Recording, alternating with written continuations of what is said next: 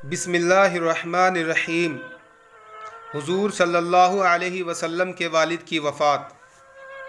حضور صلی اللہ علیہ وسلم کے والد حضرت عبداللہ کو اللہ تعالیٰ نے بہت زیادہ خوبصورتی عطا کی تھی۔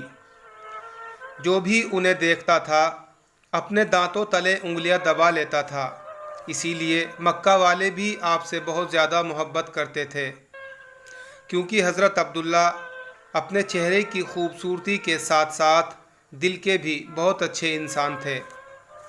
غریبوں کی مدد کرنا، یتیموں کے لیے سہارا بننا اور بیوہ عورتوں کے لیے دوڑ دوڑ کر کام کرنا، یہ ان کی زندگی کا خاص عمل تھا۔ حضرت عبداللہ کے چہرے پر ایک نور چمکتا تھا، جو اس بات کا اشارہ تھا کہ یہ ایک ایسے نبی کے باپ ہیں جو ساری دنیا سے گمراہی کو ختم کرے گا۔ ایک دن حضرت عبداللہ بازار سے گزر رہے تھے کہ ایک بہت مشہور جادوگر عورت نے حضرت عبداللہ کو اپنے پاس بلایا۔ وہ جادوگر عورت بہت زیادہ خوبصورت بھی تھی اور اپنے علم و ہنر کی وجہ سے لوگوں میں مشہور بھی تھی۔ اس نے حضرت عبداللہ سے کہا کہ اے عبداللہ، تمہارے باپ نے زمزم کا کنواں کھودتے ہوئے نظر مانی تھی کہ ایک لڑکے کو ذبح کریں گے، پھر تمہارا نام آ گیا، لیکن تمہاری جگہ 100 اونٹوں کو ذبح کیا گیا۔ آج میں تمہیں 100 اونٹ اس بات کے بدلے میں دوں گی کہ تم میرے ساتھ ایک رات گزار لو۔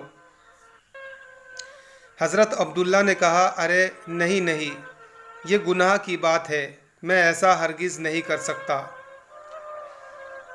مجھے مرنا گوارا ہے، لیکن یہ گندا کام کرنا میں کبھی گوارا نہیں کر سکتا۔ اور پھر حضرت عبداللہ وہاں سے اپنے گھر کو چلے گئے۔ کچھ دنوں کے بعد عبد المطلب نے اپنے بیٹے عبداللہ کی شادی مدینہ کے ایک بہت اونچے خاندان کی لڑکی حضرت آمنہ سے طے کر دی، اور پھر کچھ دنوں کے بعد دونوں کی شادی ہو گئی، اور حضرت عبداللہ بیوی آمنہ کو لے کر اپنے گھر مکہ آ گئے۔ اسی دن شام کو حضرت عبداللہ کو وہی جادوگر عورت بازار میں پھر سے ملی، اور وہ کہنے لگی کہ اے عبداللہ، میں کوئی بدکار عورت نہیں ہوں، بلکہ میں شریف گھرانے سے تعلق رکھتی ہوں۔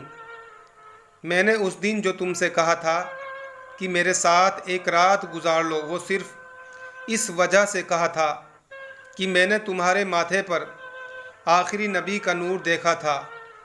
میں چاہتی تھی کہ وہ نور میرے پیٹ میں آ جائے اور میں اس نبی کی ماں بن جاؤں، لیکن تمہاری بیوی آمنہ اس میں بازی لے گئی۔ حضرت عبداللہ اپنی بیوی آمنہ سے بہت زیادہ محبت کرتے تھے۔ حضرت آمنہ بھی بہت زیادہ خوبصورت تھی۔ شادی کے 2 مہینے بعد ایک رات حضرت عبداللہ نے اپنی بیوی آمنہ سے کہا کہ اے آمنہ، مجھے 3 دنوں کے بعد ملک شام کی طرف کاروبار کے لیے سفر کرنا ہے، تاکہ کچھ پیسے کما سکوں اور اپنے پیدا ہونے والے بچے کے لیے کچھ چیزوں کا انتظام کر سکوں۔ حضرت آمنہ نے کہا کہ آپ چلے جائیں گے تو میں اکیلی کیسے رہوں گی؟ مجھے آپ کے بغیر بالکل بھی اچھا نہیں لگے گا۔ حضرت عبداللہ کہنے لگے کہ اے آمنہ، تم پریشان نہ ہونا، میں بہت جلد واپس آ جاؤں گا اور تمہارے لیے خوب اچھے اچھے تحفے لے کر آؤں گا۔ اور پھر 3 دنوں کے بعد حضرت عبداللہ نے اپنا سفر کا سامان تیار کیا اور اونٹ پر بیٹھ کر ملک شام کی طرف چل دیے۔ جب وہ گھر سے نکل رہے تھے تو حضرت آمنہ دروازے کے پاس کھڑی اپنے شوہر کو امید کی نظروں سے دیکھ رہی تھی اور آنکھوں ہی آنکھوں میں ان سے کہہ رہی تھی کہ جلدی آنا، مجھے آپ کے بغیر بالکل بھی اچھا نہیں لگے گا۔ حضرت عبداللہ کا اونٹ چلتا جا رہا تھا اور حضرت آمنہ دروازے پر کھڑی اپنی محبت کو دور جاتا دیکھ رہی تھی۔ حضرت عبداللہ 10 لوگوں کے قافلے کے ساتھ ملک شام کی طرف روانہ ہوئے۔ راستے میں ان کی طبیعت خراب ہو گئی اور مدینہ ہی میں اپنی نانی کے گھر رک گئے۔ وقت گزرتا گیا۔ حضرت آمنہ ہر روز اپنے شوہر کا انتظار کرتی اور ہر آنے جانے والے سے ان کی خبر معلوم کرتی کہ میرے شوہر عبداللہ کب آئیں گے، لیکن ان کو کوئی صحیح جواب نہیں ملتا۔ جب بھی مکہ میں کوئی قافلہ تجارت کر کے واپس لوٹتا تو حضرت آمنہ گھر کے دروازے پر کان لگا کر کھڑی ہو جاتی ہے کہ شاید میرے شوہر عبداللہ آ گئے ہیں، لیکن بعد میں خبر ملتی ہے کہ عبداللہ اس قافلے میں بھی نہیں ہے۔ 2 مہینے بعد ان 10 لوگوں کا قافلہ مکہ واپس لوٹا جن کے ساتھ حضرت عبداللہ گئے تھے۔ ان کے مکہ پہنچنے کی خبر ایک دن پہلے ہی مشہور ہو گئی۔ یہ سن کر حضرت آمنہ بہت خوش ہوئی کہ میرے شوہر واپس آ رہے ہیں۔ عبد المطلب بھی بہت زیادہ خوش ہوئے اور لوگوں سے پل پل کی خبر لیتے کہ وہ قافلہ ابھی کہاں پہنچا ہے، کیا کر رہا ہے، کتنے دنوں میں آئے گا۔ جس دن یہ قافلہ مکہ پہنچنے والا تھا اس رات حضرت آمنہ نے خوب اچھے کپڑے پہنے اور بہت اچھی طرح تیار ہو کر گھر میں بیٹھ گئی۔ حضور صلی اللہ علیہ وسلم اس وقت اپنی ماں کے پیٹ میں 4 مہینے کے ہو چکے تھے۔ آخر وہ صبح بھی آ گئی۔ جب یہ 10 لوگوں کا قافلہ مکہ پہنچا، حضرت آمنہ دروازے سے کان لگا کر کھڑی ہو گئی کہ ابھی میرے شوہر آئیں گے اور میں ان سے گلے مل کر خوب خوش ہو جاؤں گی۔ عبد المطلب کو بھی جیسے ہی خبر ہوئی تو دوڑتے ہوئے قافلے کے پاس پہنچے، لیکن حضرت عبداللہ نظر نہیں آ رہے تھے۔ پریشان ہو کر قافلے والوں سے پوچھا کہ میرا لڑکا عبداللہ کہاں ہے؟ وہ نظر نہیں آ رہا ہے۔ قافلے والوں نے جواب دیا کہ جاتے وقت مدینہ کے پاس راستے ہی میں عبداللہ کی طبیعت خراب ہو گئی تھی، اسی لیے وہ مدینہ ہی میں اپنی نانی کے گھر رک گئے تھے، اس کے بعد ہمیں نہیں پتہ۔ یہ سنتے ہی حضرت عبد المطلب نے اپنے بیٹے حارث کو کہا کہ اے حارث، جلدی سے اپنا گھوڑا نکالو اور مدینہ کی طرف سفر کرو اور جا کر دیکھو کہ میرے بیٹے عبداللہ کی کیا حالت ہے، اور پھر جلدی سے آ کر مجھے خبر دو۔ حضرت آمنہ کا دل آج پھر سے ٹوٹ گیا۔ وہ امید باندھے بیٹھی تھی کہ آج میرے شوہر ضرور آئیں گے، لیکن خبر تو کچھ اور پہنچی۔ ادھر حضرت حارث نے بہت تیزی سے اپنا گھوڑا مدینہ کی طرف دوڑایا۔ 3 دنوں کے سفر کے بعد وہ مدینہ پہنچے اور نانی کے گھر جا کر معلوم کیا کہ عبداللہ کہاں ہے، تو ایک دل کو دہلا دینے والی خبر ان کے کانوں میں پڑی۔ گھر والوں نے بتایا کہ اے حارث، عبداللہ کی طبیعت بہت زیادہ خراب تھی، انہیں دل کا دورہ پڑا تھا اور ان کی ابھی 1 مہینہ پہلے وفات ہو چکی ہے۔ ہم نے انہیں نابیگا نام کی جگہ پر دفن کر دیا ہے۔ یہ سن کر حضرت حارث کی بھی آنکھوں میں آنسو آ گئے، کیونکہ وہ بھی اپنے چھوٹے بھائی عبداللہ سے بہت محبت کرتے تھے۔ اور پھر یہ واپس مکہ پہنچے اور اپنے باپ عبد المطلب کو خبر دی تو حضرت عبد المطلب کے ہوش اڑ گئے۔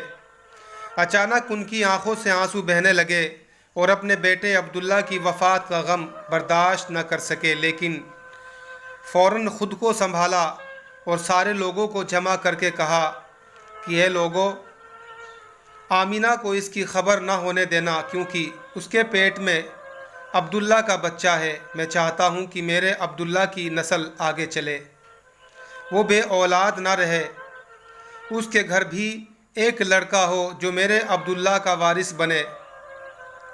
حضرت عبد المطلب نے شفا نامی ایک دائی کو بلوایا اور کہا اے شفا، تم آمنہ کو بہت سمجھا بجھا کر اور بہت تسلی دے کر یہ خبر سنانا کہ ان کے شوہر کی وفات ہو گئی ہے، لیکن دھیان رکھنا کہ ان کے اوپر زیادہ بڑا صدمہ نہ لگنے پائے، کیونکہ ان کے پیٹ میں ایک بچہ ہے۔ حضرت آمنہ گھر میں بیٹھی انتظار کر رہی تھی کہ حارث اپنے چھوٹے بھائی عبداللہ کو مدینے سے لے کر آ چکے ہوں گے اور میرے شوہر عبداللہ ابھی مجھ سے ملنے گھر آئیں گے۔ اتنی ہی دیر میں حضرت شفا گھر پہنچتی ہے اور حضرت آمنہ کو اپنے پاس بلا کر فرماتی ہے کہ اے آمنہ، تم پریشان نہ ہونا، میں تم کو ایک بات بتانے آئی ہوں، تم خود کو سنبھال لینا، اپنے شوہر کی خاطر اور اپنے اس بچے کی خاطر جو تمہارے پیٹ میں ہے خود کو سنبھال لینا، کیونکہ تمہیں صدمہ لگنے سے اس 4 مہینے کے بچے کو نقصان ہو سکتا ہے۔ پھر حضرت شفا نے حضرت آمینہ کو ساری باتیں بتا دی کہ تمہارے شوہر عبداللہ کی راستہ جاتے ہوئے طبیعت خراب ہو گئی تھی اور پھر مدینہ ہی میں ان کی وفات ہو گئی اور وہیں ان کو دفن کر دیا گیا۔ یہ سن کر حضرت آمینہ کی آنکھوں سے آنسو بہنے لگے، وہ خود کو سنبھال نہیں پا رہی تھی۔ حضرت شفا نے ان کے سر پر ہاتھ پھیرتے ہوئے کہا کہ اے آمینہ، خود کو سنبھالو، تمہارے پیٹ میں عبداللہ کا بچہ ہے۔ حضرت آمینہ نے خود کو سنبھالا، لیکن ان کے اوپر اس بات کا ایسا غم ہوا کہ پھر وہ کسی سے مسکرا کر بات نہیں کرتی تھی، ہمیشہ خاموش رہتی۔ دن گزرتے گئے، حضرت آمینہ ہر پل ہر گھڑی اپنے شوہر عبداللہ کو یاد کرتی تھی، لیکن پیدا ہونے والے بچے کی خاطر اپنے دل کو سنبھالتے رہتی۔ عبد المطلب اور ان کے سارے لڑکے دن رات یہی امید لگائے رہتے اور اللہ سے دعائیں کرتے کہ اے اللہ، میرے عبداللہ کے لڑکے کو صحیح سلامت اس دنیا میں بھیج دینا تاکہ عبداللہ کی نسل باقی رہ سکے۔ اسی طرح 9 مہینے گزرے اور وہ دن بھی آیا جب اللہ کے رسول صلی اللہ علیہ وسلم کی پیدائش ہوئی۔